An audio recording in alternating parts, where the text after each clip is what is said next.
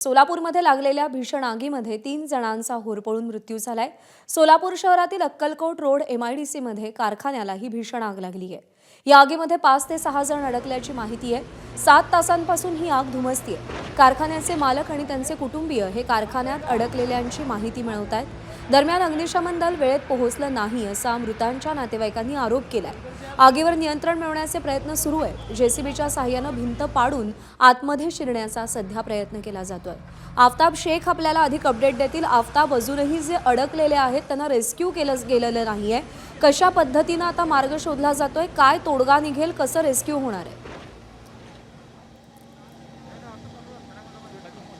प्रज्ञा, जवळपास 7 ते 8 तास झालेले आहेत आणि या 7 ते 8 तासापासून खरं तर अग्निशमन दल जे आहे ते शर्थीचे प्रयत्न जे आहेत ते शोध कार्यासाठी करत आहे। खरं तर या कारखान्याचे जे मालक आहेत उस्मानभाई मंसुरी आणि त्यांचे जे सगळे कुटुंबीय आहेत ते अजूनही आतमध्येच अडकलेले आहेत। त्यामुळं आत शिरण्याचा खरं तर कुठलाही मार्ग जे आहे ते अग्निशमन दलाला सापडत नव्हता। मात्र अखेरचा पर्याय म्हणून JCBच्या सहाय्यानं भिंत जी आहे ती पाडण्यात आलेली आहे आणि त्यानंतर अग्निशमन दलाचे जवान जे आहेत ते ऑक्सिजन सिलेंडर असेल आणि इतर सगळे ज्या गोष्टी अग्निशमन दलाच्या साहित्य बचाव शोध कार्यासाठी लागणार आहेत त्या घेऊन आता आतमध्ये गेलेले आहेत। आणि आपण या ठिकाणी बघता की प्रचंड धुराचे लोट जे आहेत ते आपल्याला पाहायला मिळत आहेत। ऑक्सिजनची कमतरता जी आहे ती मोठ्या प्रमाणात आहे। त्यामुळे ऑक्सिजन सिलेंडर घेऊन JCBच्या सहाय्यानं आणि अन्य सगळे मशिनरी वापरून जे आहेत ते आत्ता अग्निशमन दलाचे जवान आतमध्ये शिरलेले आहेत। तर बघ्यांची मोठी गर्दी देखील आपल्याला या ठिकाणी पाहायला मिळते। अगदी पहाटेपासूनच लोक जे आहेत ते या ठिकाणी आहेत आणि अग्निशमन दलाचे जवान जे आहेत ते या ठिकाणी आतमध्ये गेलेले आहेत। पाण्याचा मारा जो आहे तो सातत्यानं केला जातोय। 100हून अधिक पाण्याचे बंब आतापर्यंत वापरण्याची प्राथमिक माहिती आहे।